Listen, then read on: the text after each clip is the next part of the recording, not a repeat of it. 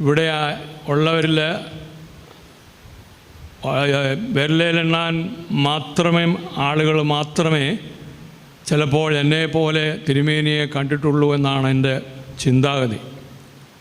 73-ാം ഓർമ്മ പെരുന്നാളാണല്ലോ ഈ വർഷം ഏപ്രിൽ 17-ാം തീയതി പുത്തങ്കായി പള്ളിയിൽ വെച്ച് നടത്തിയത്.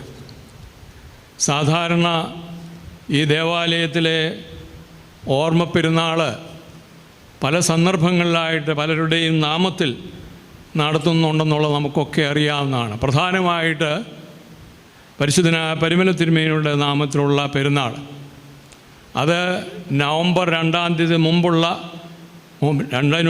മുമ്പുള്ള ഞായറാഴ്ചയാണ് ഇവിടെ നടത്താറുള്ളത്.